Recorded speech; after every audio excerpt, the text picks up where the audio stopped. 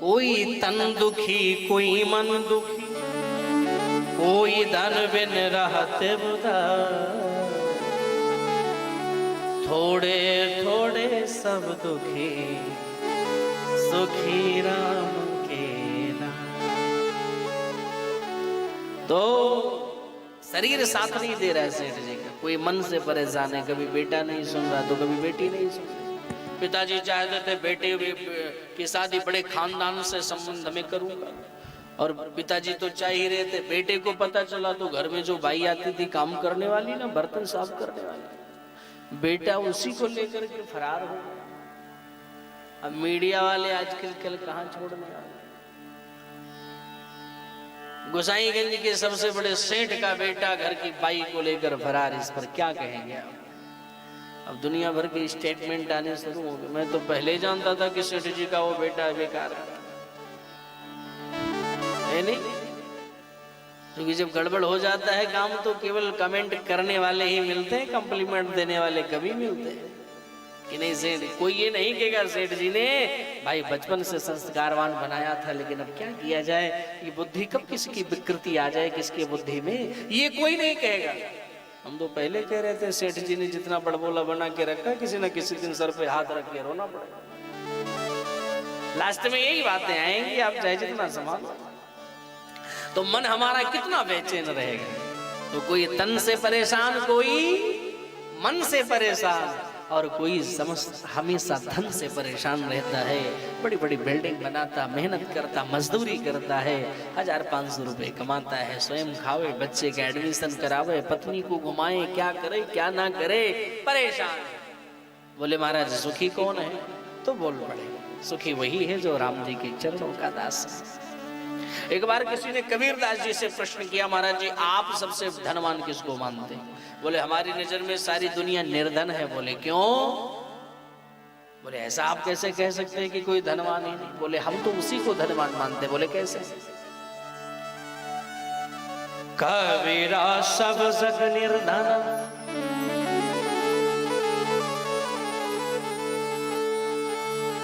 धनवंता नहीं को,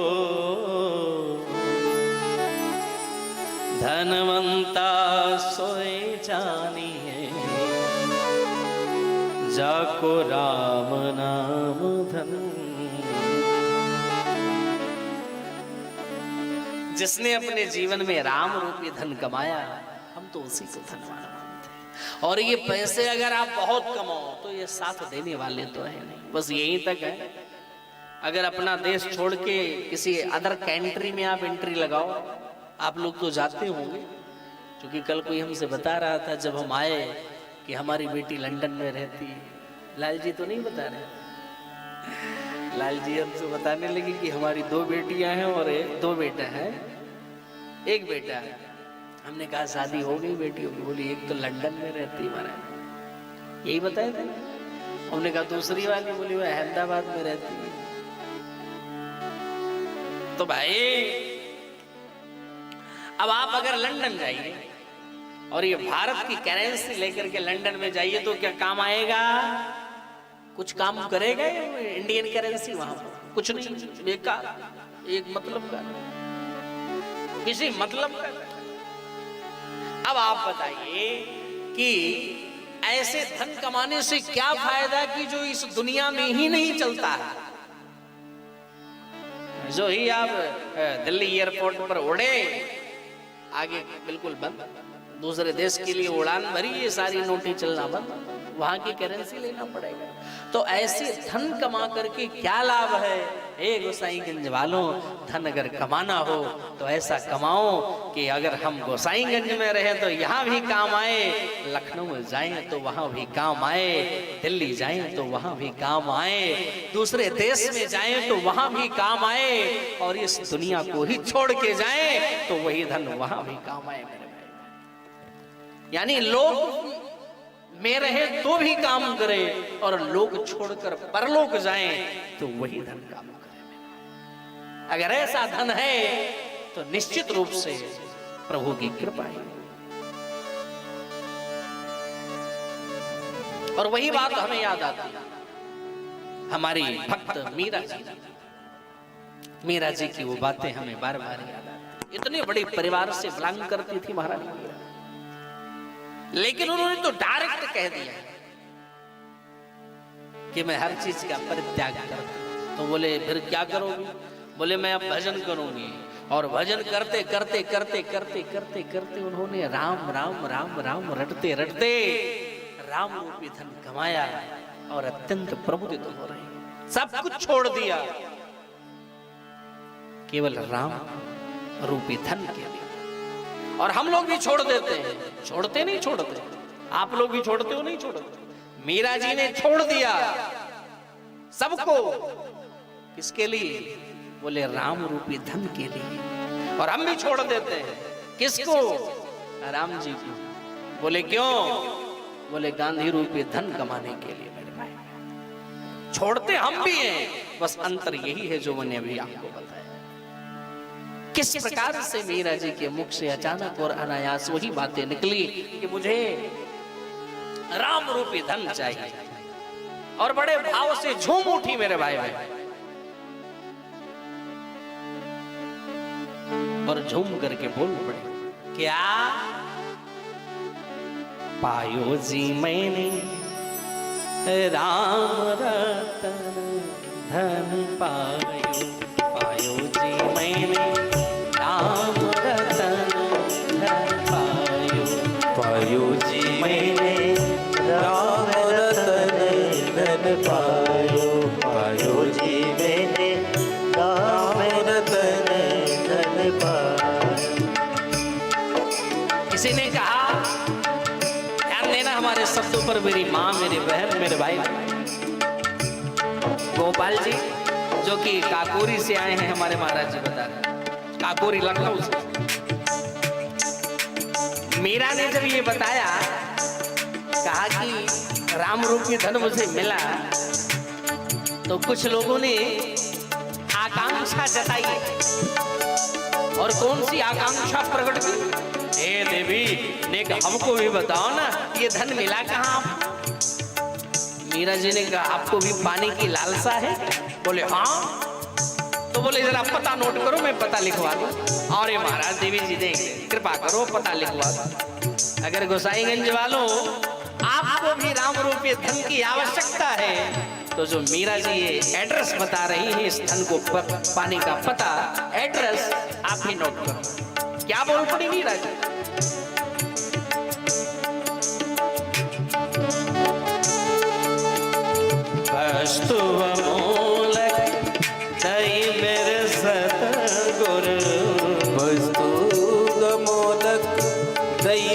सतगुरु वस्तु अमूलक दई मेरे सतगुरु, वस्तु अमूलक दई मेरे सतगुरु।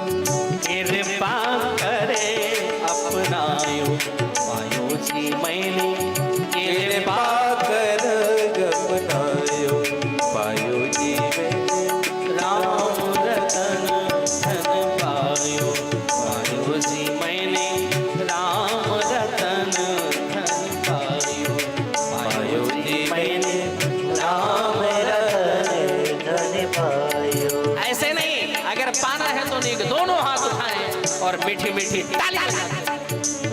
हरि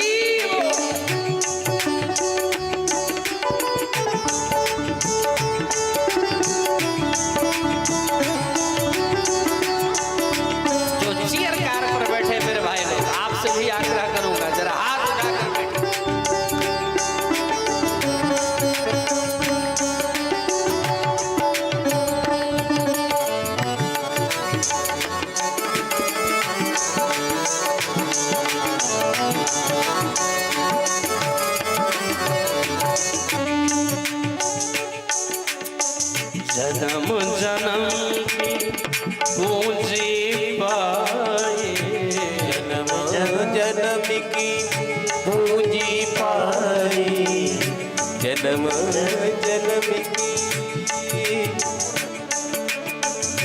जन्म जन्म की पूंजी पाई, जग में सभी को पायो, पायो जी मैंने जग में सभी को पायो। पायो जी मैंने राम रतन धन पायो। पायो जी मैंने राम रतन धन पायो। पायो जी मैंने राम रतन धन पायो। खर्चे ना कोई चोर न देवे। सेना में जोर न देवे।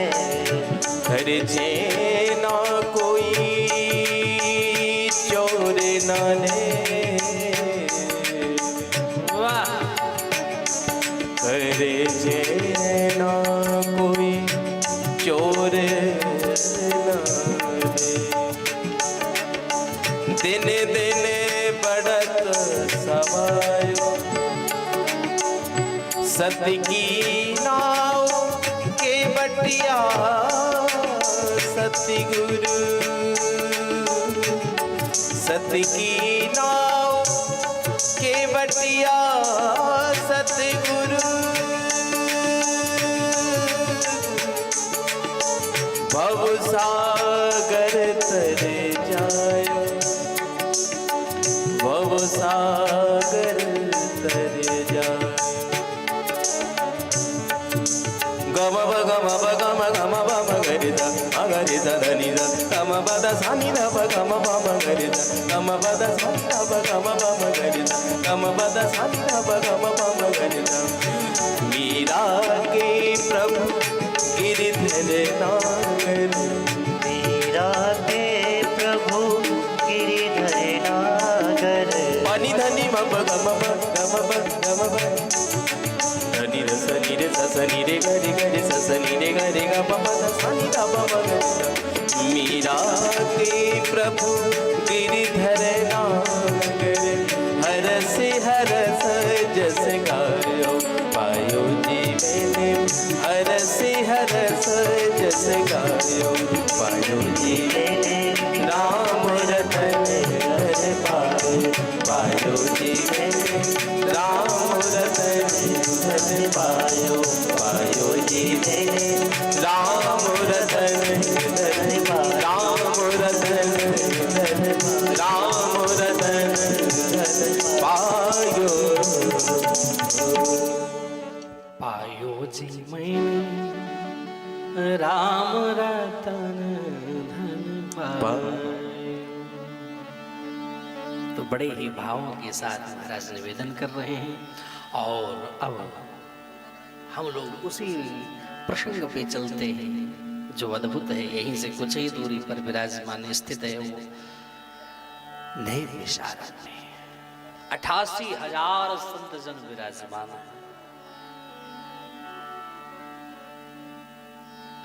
और उन संतों की आयु इतनी लंबी लंबी है कि उसमें एक दो संत ऐसे बैठे थे भैया कि जो चतुर्युगियों को देख चुके थे। चतुर्युगी का मतलब जानते नहीं जानते? सतयुग, त्रेता, द्वापर, कलयुग, ये चतुर्युगी देख चुके थे। ऐसे ऐसे विलक्षण संत विराजमान थे। लेकिन उनके मध्य में जब महाराज श्री सूत जी का आगमन हुआ, अत्यंत प्रफुल्लित हो गए और सब अपने आसन से उठ करके बड़ा ही सम्मान आदर पूर्वक श्री सूत जी को बिठाया। तो सूत जी आश्चर्य में पड़ गए, महाराज आप लोग इतने अद्भुत संत हैं, आप हमारा इस प्रकार से सम्मान कर रहे हैं, शोभा नहीं देगा। तो सौनकादिक ऋषि जो 88,000 थे उनके मुख से निकल पड़ा कि कोई धन में बड़ा होता है, कोई बल में बड़ा होता है, कोई आयु में बड़ा होता है। धन वृद्धा बल वृद्धा आयुर्वृद्धस्तथैव च। लेकिन ते सर्वोपि ज्ञान वृद्धाश्च किंकरा शेष्य किंकरा। कोई आयु में बड़ा हो सकता है, बल में बड़ा हो सकता है, धन में बड़ा हो सकता है, लेकिन जो ज्ञान में बड़ा है सर्वो वही माना जाएगा। तो हे सूत जी महाराज, आप हमारे लिए ऐसे हो कैसे, जिस प्रकार से करोड़ों सूर्य के समान उपमा दिया। एक तो सूर्य नहीं दिया, आप हमारे लिए करोड़ों सूर्य के समान हो। अज्ञान ध्वांत विध्वंस कोटि सूर्य समप्रभा, सूत ख्याहि कथा सारम मम कर्ण रसा।